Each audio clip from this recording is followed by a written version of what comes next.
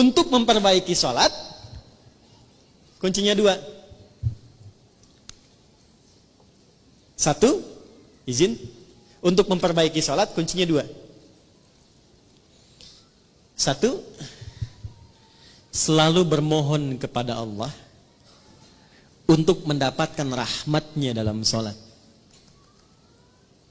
Saya ulang ya. Selalu bermohon kepada Allah untuk mendapat rahmat Allah dalam salat. Itu ada di Quran surah ke-2 Al-Baqarah ayat 45 sampai 46.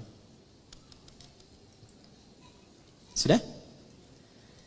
Saya merasakan sekarang jarang ada orang sholat dengan menggunakan rumus Quran itu. Yang penting sudah sholat gitu kan? Ya. Ibu pernah nggak mengharap rahmat Allah sebelum sholat? Supaya dirahmati dalam sholat? Pernah nggak? Ya? Coba deh. Makanya ibu masuk masjid ya. Kalau masuk masjid itu doanya apa? Allahumma ftahli abwaba. Ya Allah, mohon bukakan untukku pintu-pintu rahmatmu. Tuh ya. Mau masuk udah diajari oleh Nabi. Jadi sebelum masuk masjid, saat langkah kaki kanan itu dilakukan, minta apa? Rahmat. Masjid fungsinya untuk apa yang pokok? Sholat. Jadi masuk masjid, fungsi yang pokok untuk sholat. Sebelum sholat minta lu rahmat Allah. Nah rahmat itu dibagi 3.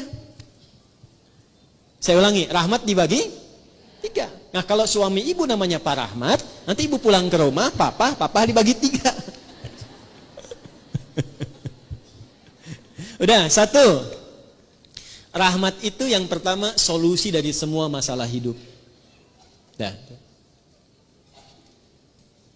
Jadi kalau ibu sholatnya membawa motivasi itu, nanti ke bawah enak sholatnya. Pas sujud ingat, dengan suami ada masalah tuh ingat, minta solusi. Nangis, selesai. Walaupun belum ada solusi, tapi hati tenang. Dan itu mengantarkan pada setengah solusi. Sudah?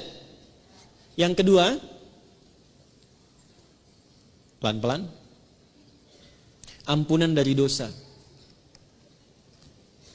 Ampunan dari dosa. Nah, di antara fungsi sholat yang paling pokok itu menggugurkan dosa-dosa. Makanya Allah ingin dari pagi ke siang ada dosa, gugur dosanya. Dari siang ke sore ada dosa, gugur dosanya. Makanya ketika diwafatkan dosanya sudah hilang, tinggal pulang dalam keadaan bersih, digambarkan dengan kain kafan yang putih. Nah, itu fungsi sholat. Cuma apakah setiap orang sholat ada yang ingat dosa atau tidak, itu poinnya. Makanya tadi, kalau dia sholat mengingat maksiatnya, gugur maksiat, gak akan maksiat lagi. Gak akan maksiat lagi. Ya, dan banyak orang ketika sujud itu justru pulangnya dalam keadaan mulia. Betapa banyak pelaku dosa besar, justru cara pulang itu lewat sholat. Lewat sholat. Ada yang sujud, gak bangun lagi. Insya Allah. Pengen begitu? Nanti zuhur ya, kan sekarang masih ada waktu tuh. Ada yang begitu tuh. Ya. Dan itu luar biasa indah. Ya, saya kan pernah cerita di sini juga kan. Ada seorang kakek, ini bukan ustadz bu. Saya ketemu orangnya. Itu orang sederhana, mungkin viral di langit tapi mungkin tak dikenal di dunia. Sederhana orangnya, nggak disebut kaya, biasa saja. Pakai kaos, cuma jagain masjid, azan. Hari Kamis itu, ba'da asar sedang puasa. Puasa sunnah loh. Di masjid nunggu buka. Cuman tiduran, merem-melek tuh. Diwafatkan di tempat yang beliau mengabdi di masjid dalam keadaan puasa. Ba'da asar menjelang maghrib, wafatnya cuman tiduran, merem-melek ngantuk meninggal. Hati-hati tuh belakang tuh, merem-melek.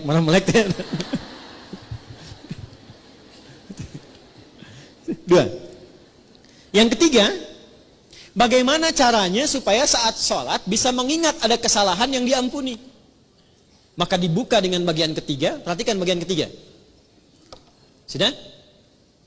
Yang pertama tadi apa? Solusi. Berarti jawaban dari doa kan? Yang kedua apa? Ampunan. Yang ketiga, rahmat itu dalam bentuk husnul khatimah.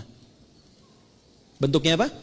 Husnul khatimah. Kalau sudah bicara husnul khatimah artinya ingat wafat. Ingat apa?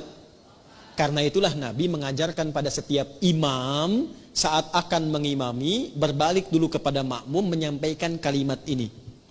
Para jamaah, kita akan sholat. Mohon hadirkan kehusyuan dan rasakan dalam sholat ini, mungkin ini sholat terakhir yang kita tunaikan dan boleh jadi kita akan wafat dalam sujud kita. Itu sunnah. Bahasa Arabnya sallu salatan muwadda. Jamaah, jadikan sholat ini sebagai sholat perpisahan kita untuk bertemu dengan Allah Subhanahu wa ta'ala. Pernah nggak merasakan begitu? Nah, makanya imam tidak harus pakai bahasa Arab, karena ini bahasa yang boleh disampaikan dengan bahasa Indonesia. Rapatkan saf, luruskan. Paham tidak? Istau, paham? Tidak. Makanya dijawab sudah tahu, gitu kan?